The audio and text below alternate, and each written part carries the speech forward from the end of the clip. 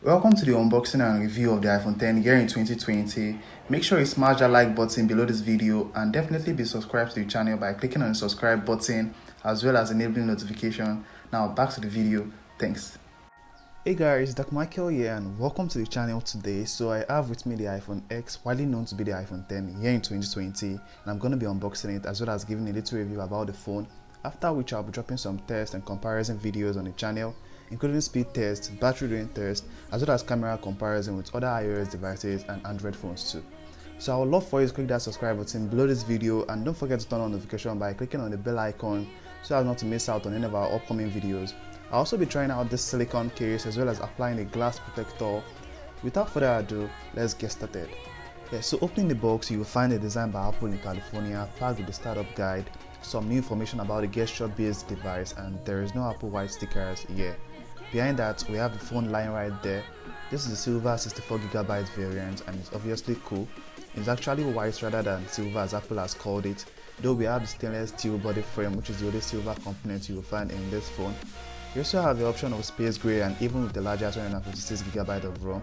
Setting that aside, we have the earbuds with the lightning jack rather than the 3.5mm headphone jack, as Apple has switched over to the lightning jack right from the iPhone 7 lineups and even up to date.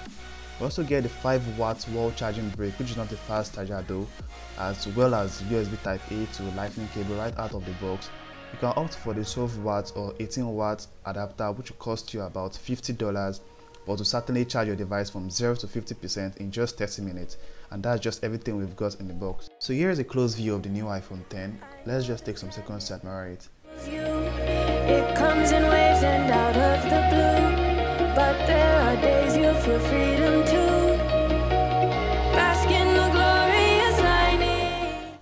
Discovered with the plastic wrap on both the front and the rear side of the phone. Beginning here at the front, we have the notch housing the new camera lenses and sensors, including the infrared camera, the flood illuminator, proximity sensor, ambient light sensor, speaker, microphone, camera sensor, and dot projector, which are all essential to enable Apple's secure Face ID authorization system and true depth camera.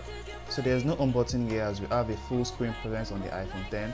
Here at the side, we have the mute or mute switch, the volume up and down buttons, and two antenna lines at the edge. At the other side, we have the bigger power button for Siri and SIM card tray. So there's nothing at the upside here, and here at the bottom we have the speakers and lightning port. On the right side of the phone, we also have the dual 12-megapixel camera setup consisting of the wide lens and telephoto lens with optical image stabilization on both lenses. We also have a microphone and a quad LED true tone flash. The Apple logo is right there at the top part of the back, as well as the iPhone inscription, and there are no FCC regulations on this model.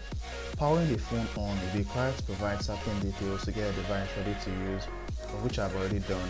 You also need to set up Face ID, which is pretty much as simple as setting up fingerprint, and most especially you would also need to familiarize yourself with the new gestures during the course of starting up the phone for the first time. I know the iPhone 10 was initially announced and released back in 2017 alongside the iPhone 8 and 8 Plus, and here we are in 2020, signifying that the iPhone 10 is one old Apple iPhone, although not really old, as still supports the latest version of iOS and will still do even in the coming years. But there's surely one thing different from this phone in relation with the older iPhones, and that's going to be the new revolutionary design for iPhones that has brought quite a large number of mixed reactions in the years past. This is the absence of Apple's signature, the home button, and the invention of a phone with very thin bezels, resulting into a full screen design with a small notch that houses the basic components of a new era of iPhones. In the past years, we have had a series of this new evolution of iPhones, including the iPhone XS, the XS Max, the XR, the iPhone 11, the iPhone 11 Pro, and the iPhone 11 Pro Max. And being in the second half of 2020, we're also expecting the new iPhone 12 lineups. But one thing to get straight about the iPhone 10 is that this is basically a new revolutionary iPhone, and whether or not this phone was released back then in 2017, it's still new. And even with a cheaper price tag of less than $500, this phone is a dream phone for everyone if you're not that kind of person that would always want to opt in for newer iPhones, or the kind of person that is very low on budget. Some of the amazing specs and features of the iPhone 10 include first, the newly introduced biometric method of authentication, Face ID, which is replacing the fingerprint unlock due to the removal of the home button. Apple says it has a 1 in a million chance of failing as compared to the fingerprint 1 in 50,000. Speaking of Face ID, we have the new camera setup right on the front of this iPhone, which also brings about something Apple calls Memoji. Welcome to the unboxing and review of the iPhone X here in 2020. Make sure you smash that like button below this video and definitely be subscribed to the channel by clicking on the subscribe button as well as enabling notification. Now back to the video. Thanks.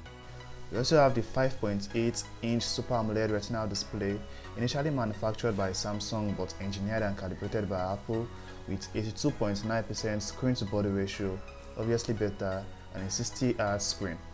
3GB of RAM as well as 64GB or 256GB of ROM, not expandable of course. 12MP dual rear camera consisting of a wide lens and a telephoto lens with OIS on both lenses.